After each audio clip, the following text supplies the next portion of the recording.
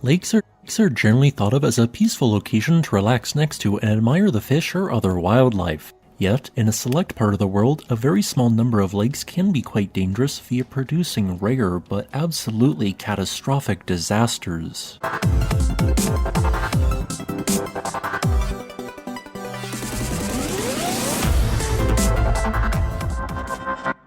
In a select part of the world, a very small number of lakes can be quite dangerous. One such disaster occurred during a peaceful summer evening in the rainforest of Cameroon in Africa, as it was 9:30 p.m. local time and the date was August 21st, 1986. All of a sudden, loud rumbling was heard, causing confused people to awake and venture outside. Less than a minute later, these people who went to investigate fell to the ground lifeless.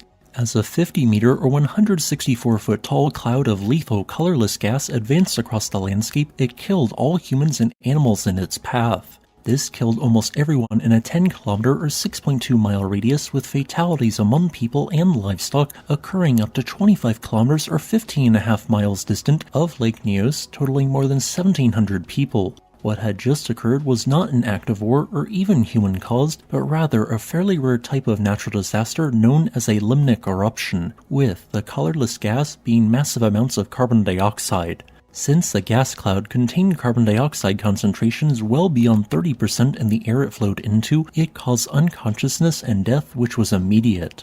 This limnic eruption caused the catastrophic release of 1.6 million metric tons of carbon dioxide gas in a short time span from Lake Nyos, following a similar disaster about 2 years earlier at Lake Monoun, which released 200,000 metric tons of carbon dioxide gas. To the current understanding of the science of limnic eruptions, 4 factors are needed for a lake to be theoretically capable of producing a limnic eruption. The first factor is that the area which the lake resides in must have the air temperature stay about the same year-round.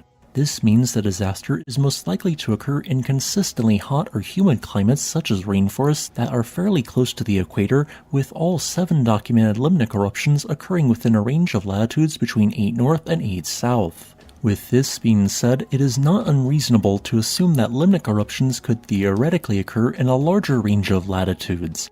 The second factor is that a limnic eruption can only occur at a lake which is meromictic, meaning that it has 2 or more layers which do not intermix. Third, although limnic eruptions could originate at shallower lakes, all known lakes which have produced limnic eruptions are quite deep, being at least 91 meters or 300 feet deep at their deepest point. The most important and fourth factor for a limnic eruption to occur is that a persistent carbon dioxide source is needed, which emits large volumes of gas into the body of water, which dissolves, and so far has only been known to occur at lakes above or adjacent to specific volcanoes or volcanically active regions such as northern Lake Kivu in Africa. Lake Nyos and Lake Monoun are both volcanic crater lakes formed through explosive eruptions in the currently dormant Oku volcanic field. This volcanic field encompasses a wide stretch of the nation of Cameroon and is one of a number of volcanoes in the so-called Cameroon Line, which appears to be a broad area of crustal weakness where magma can easily intrude into and either remain for long periods of time or erupt. In the case of Lake Nyos, magma has existed at a depth of approximately 4 miles or 6 kilometers for at least 12,300 years, as that marks the date of an explosive eruption which formed the overlying crater. Since then, approximately 5,000 metric tons of carbon dioxide gas released from the underlying magma chamber have been input into Lake Nyos every year. This gas largely remained at depth in the lower section of the lake, not interacting with higher carbon dioxide pore layers. Eventually, since a sufficient amount of dissolved carbon dioxide was located in the lake, a limnic eruption became possible, and all it needed was for a trigger to occur. Such a trigger could be a volcanic eruption, an earthquake, or another possible reason such as a landslide. In the case of Lake Nyos, the trigger was probably a landslide.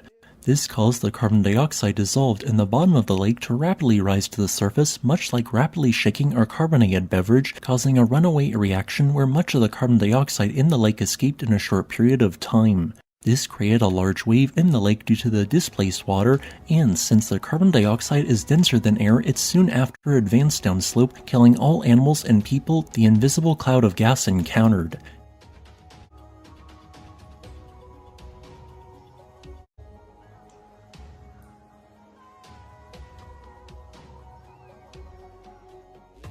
This has been a Pinguinati production. Thank watching. If you'd like to support the channel, links are in the description.